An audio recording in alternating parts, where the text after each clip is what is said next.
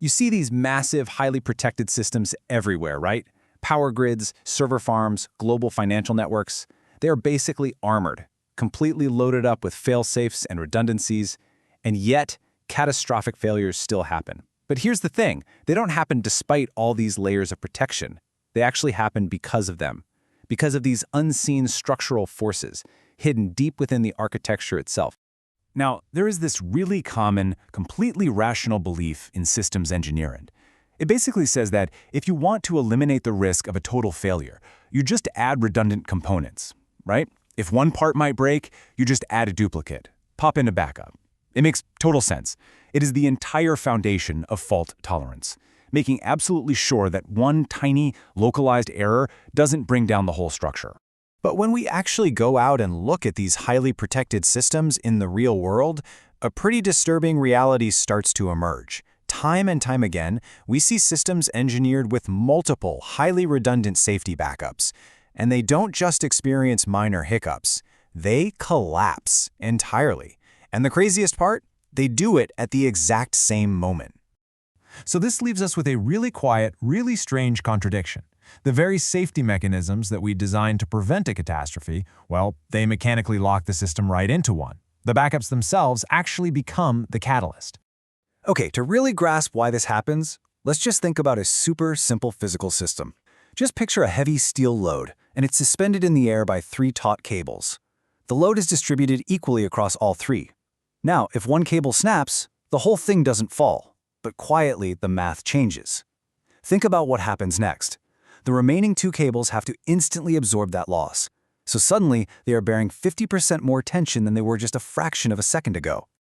In redundant systems, whether it's computing or structural engineering, it's pretty standard practice to use identical components operating in parallel.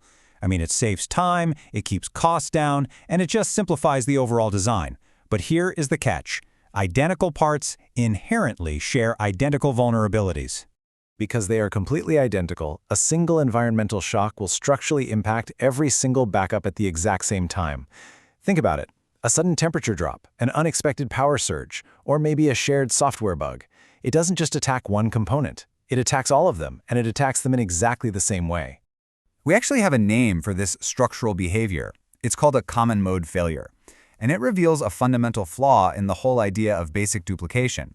I mean, having multiple backup power supplies gives you absolutely zero escape if they are all plugged into the same faulty circuit, right? A shared external force just instantly negates the redundancy. So let's go back to our suspended steel load. The logical human response to that shared vulnerability is just to add more redundancy. We say, let's just add a 4th backup cable. But doing that inevitably requires a heavier, way more complex bracket at the top just to hold all these cables together. The structure literally has to adapt to support its own safety measures. And just like that, we have created a totally new mechanism. That massive new bracket holding all those redundant cables together has quietly evolved into a single point of failure. It is exactly the structural constraint we were trying to avoid in the first place. By decentralizing the cables, we just centralized the stress right onto the mounting point. Now, as the system keeps operating, the consequences escalate. Take passive backups, for example, like extra steel struts built into a bridge. They're designed to absorb localized failures so incredibly efficiently that the initial fracture often goes completely unnoticed. The system looks perfectly healthy from the outside, while internal components are just quietly dying off. And active redundancies behave in a really similar way.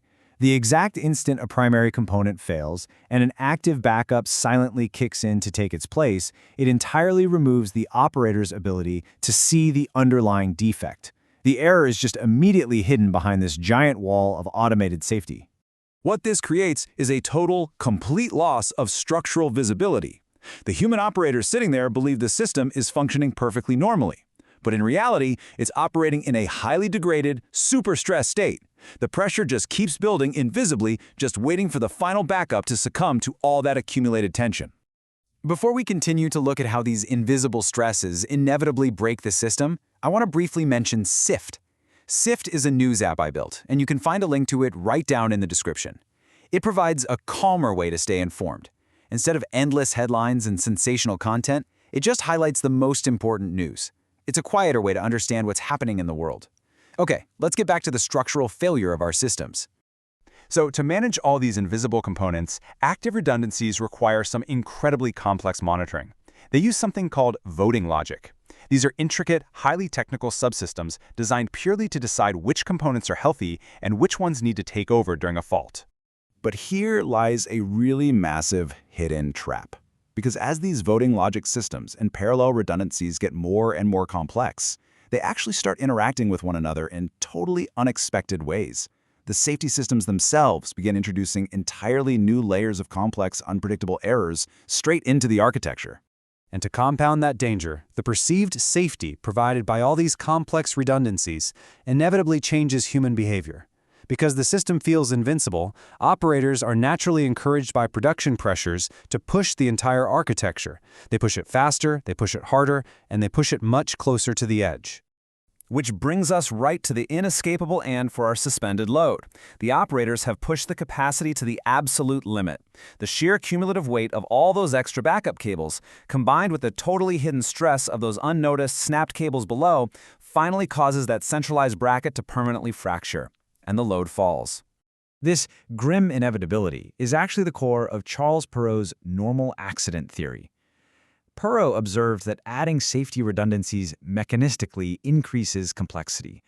And in highly complex, tightly coupled systems, this added complexity actually guarantees an eventual collapse.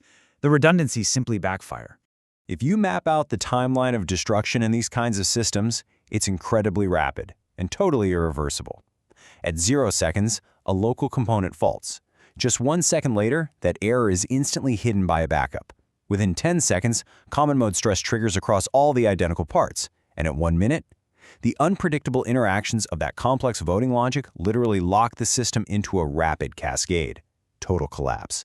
So when we look back at the wreckage of these highly redundant, tightly coupled architectures, we are forced to conclude that catastrophic failure isn't some rare anomaly. It is a mathematical certainty. It is literally engineered into the design itself. Every single rational, local decision we made to optimize for safety removed an alternative, increased the complexity, and tightened the structural constraint. The outcome was never accidental. The system was never failing. It was following its structure,